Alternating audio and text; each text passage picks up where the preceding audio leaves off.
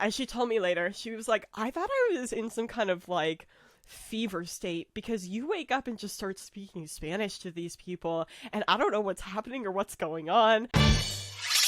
It's just so hot. You get heat stroke really easily. I Oh, did. jeez. No Paul, have I way. ever told you about the time that I fainted on the train? What? Oh, okay. Oh, so it's This is hot an like that. this is an excellent story. This is the first time I ever went to Japan. I went for work. I was doing like it wasn't an internship. I was coming as like a discussion leader for an empowerment program situation. It's complicated. It was just this thing where I was supposed to go and talk to Japanese kids and get them to practice using their English. Okay. And we were staying with different host families. I was there for a month. Each week I went to stay with a different host family, and I moved to a different city to like work and run this program with like a new set of kids.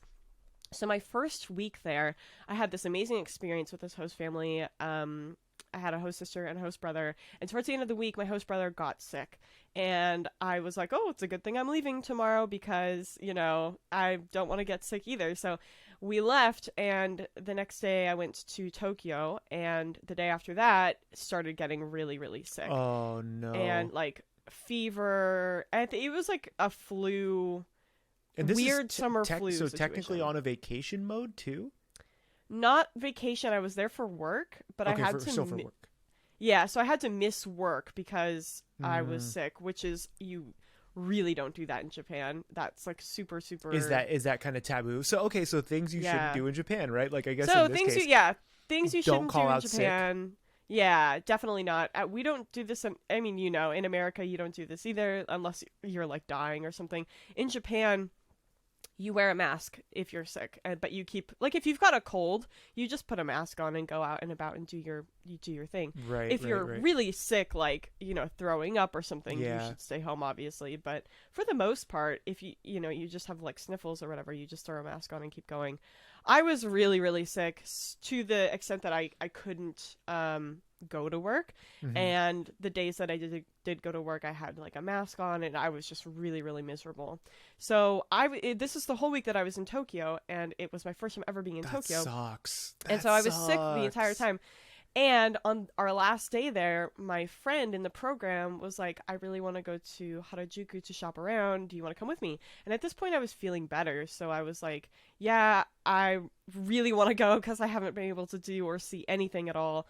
And I want to just like see what it's all about. And so we go out, and it's hot. This is in the dead of summer. It is hot, hot. Humidity is like 90%, something atrocious.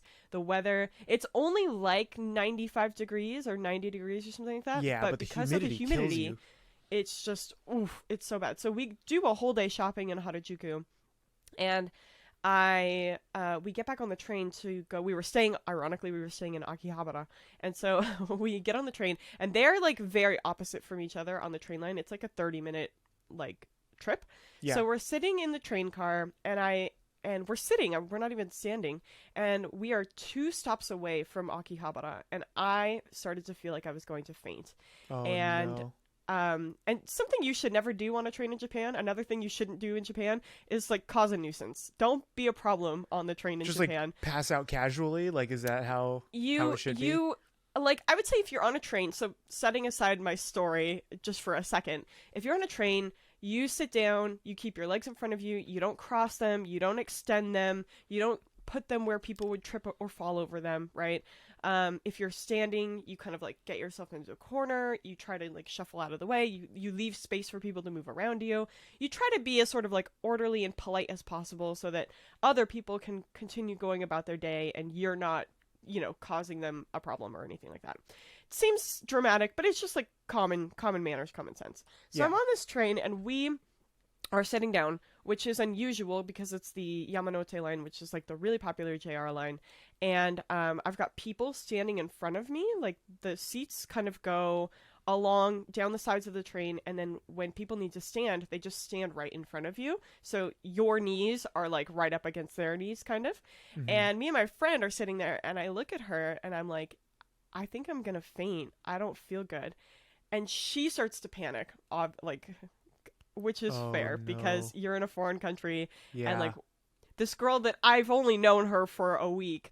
She's like, I don't know what to do. I don't know what's going on. So I was like, look, don't worry. She's like, should we get off here? And I was like, no. I really want to get to our train station so that we can get off and I can rest at the train station. And she was like, okay. And the whole thing was really unusual because the train cars are air conditioned, so there's not a clear reason. That's what I was going to ask. I'm like, yeah, how, like, if conditions are like that, hopefully it would feel better, but it was probably just from being out and about the entire day. Yeah, which it convinces me that it is more to do with my health than anything, honestly, but I know that the heat didn't really help. So we've been on this train for 30 minutes. I was like, I really want to get to Akihabara station so that I can just walk to my hotel, which was like 5 minutes away from the station, and lie down. Like, that's what I want to do. And she was like, okay. So we're toughing it out, and I am sitting on the train, and what you're supposed to do if you are fainting is to put your head between your legs and to take some deep breaths and all that kind of thing. But you can't do that when the train car is packed full of people and you're knee to knee with someone already. So I'm sitting there, like, taking some deep breaths, like really trying to hold myself together. I go into this deep meditative state where I'm like, okay, Emily, don't embarrass yourself on this train. You need to get off the train. You can sit down on the bench on the platform. We are not doing this right here, right now. I fainted a lot in my life, so I know the feeling of it, and I was like determined. I was like, I'm not gonna be that girl, not today.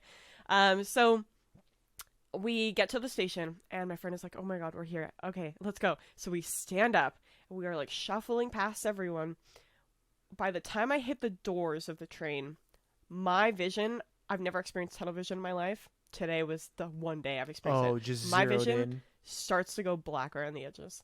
And oh my god. I am just like desperate to get off this train because I don't want to fall on the train. I don't want to faint on the train. I don't want to, like, stop the train, cause people problems or anything. So I'm like making a beeline, and we were right next to the stairs to go up, and I was like, I just want to walk up the stairs. I know that there's a bench at the top, and I want to sit down. My vision is just getting narrower and narrower narrower, and all of a sudden, I'm down. I don't remember falling. I don't remember fainting. All I remember is waking up where 2 Argentinian doctors are holding me, cradling me in their arms, fanning me with this fan that they had, and asking me questions. Are you okay? What's your name? What's going on? I'm like one of them has got my legs elevated, because that's what you're supposed to do. Mm-hmm. One of them is like holding me, like my head up, like, wake up, wake up. They are like speaking to me, and I realize I like come out of my fainting moment, and I realize that they're speaking to me in Spanish. And so I start responding to them in Spanish, because at the time I was studying Spanish. And I'm like, hola, ¿cómo estás? And they're like, basically, my Spanish is so bad, but they're like, are you okay? And I was like, ¿Dónde está mi hotel? And they're like, we don't know where your hotel is.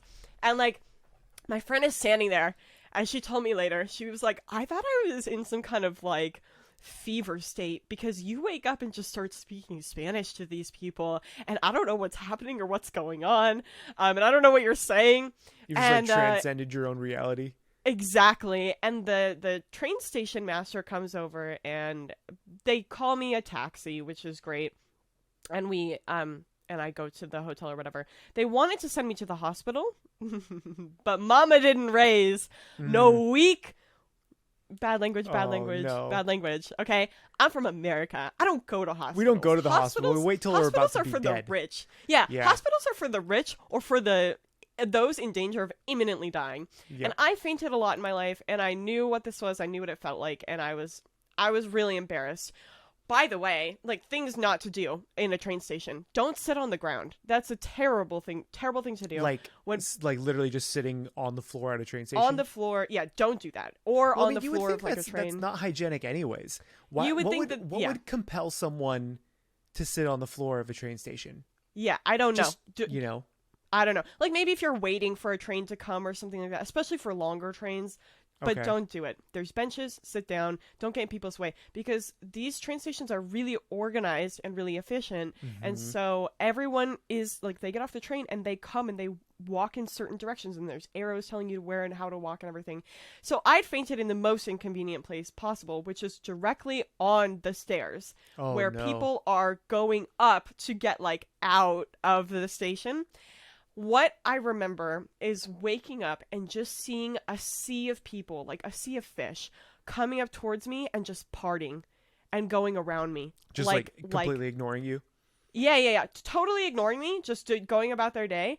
And then also, but giving me like space, right? Yeah. Like just orderly moving around me. It was incredible. And I knew I was being a real nuisance to people. I felt really bad about that. But the station master was so nice. And they like ordered me up a taxi. I refused to go to the hospital because I didn't, they had given us like insurance for the trip, but I didn't Okay. have the paperwork with me at the time, and I was afraid, and again, American, and Right. I was like, Yeah. no, I don't We need have the to worry hospital, about I'm the $50,000 bill at the hospital. yeah, exactly. So so that was that. They put me in the hotel, and then I was sick for the whole next week too, and it was not fun. That sounds But like a horrible yeah. trip, not gonna lie. That just sounds like not a good time.